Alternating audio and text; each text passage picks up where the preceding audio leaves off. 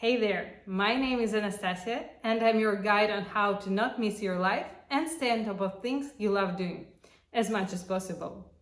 You can learn about my approach to this whole planning shebang in the first video that I made for this channel. And today I want to break down two core ways of planning, digital way and analog way. In the second half of the video, I want to share what I chose for myself and how I use it. You can find all the time codes for this video in the description below. Tons of apps, tons of journals, tons of different methods and philosophies of planning. Oh my god, the planning can be very daunting, especially for obsessive perfectionists like myself. So, for those over there who's just like me, and for all the other curious folks, let's firstly get up on the higher level of planning and compare, for starters, just paper and digital planning. And from there, we can go pretty much everywhere else with our planning. If you were satisfied by the amount of time I use the word planning now, you can safely subscribe to this channel to indulge in more upcoming videos about planning. And don't forget to like this video. Of course, there are different ways of planning your work and life tasks. I don't know, like GTD, GSD, autofocus, Kanban, and of course, simple to-do lists with no philosophies behind them. But let's not get carried away and touch this iceberg for now, because honestly, all these methods can be adapted to either digital or paper ways of planning. So let's touch the basics now and see what are the perks that each way can offer. Digital planning seems to be the most logical choice for the 21st century. It's fast, it's convenient, and everyone more or less doing it already anyway. Basically, when you write down a note on your phone, there, you're already in a dome of digital planning. But it can be as complicated as you want it to be. The tools for digital planning are all kinds of apps, calendars, and whole project planning systems. So what are the core advantages of digital planning? Digital planning is quick. You open the app, type the task, close the app, and go on with your day. Digital planning is always with you. You take your phone everywhere, so you can plan at any moment, even when standing in line at the supermarket or driving a car.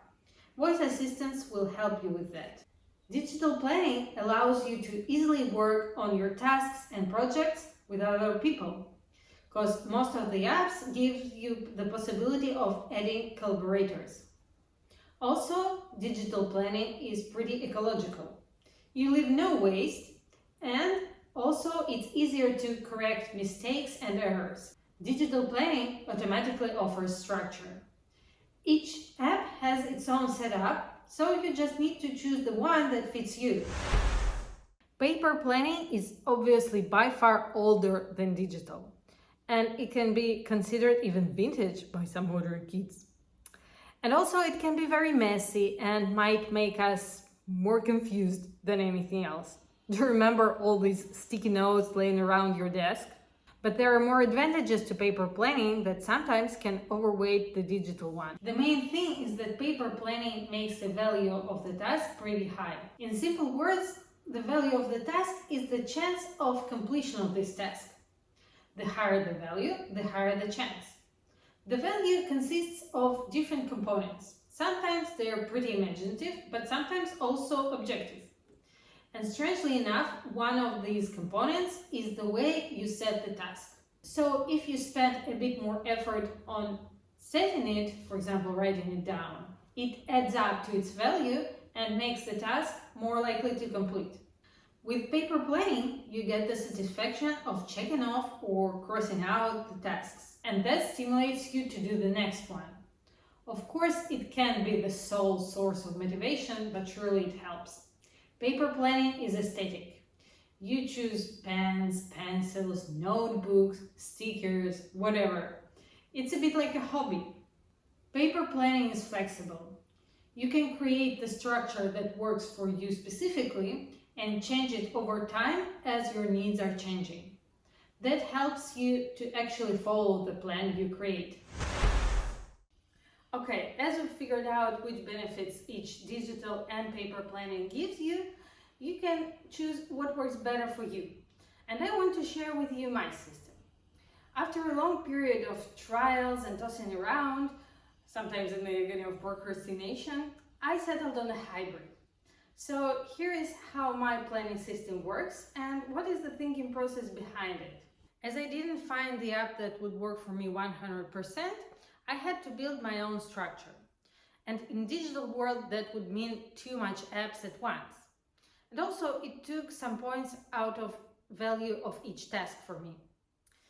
With paper notebook, I actually started doing more and being more flexible. I can adjust the way I plan according to my current life and work situation. But I found out that planning the projects themselves in the notebook can be tricky and pretty hard.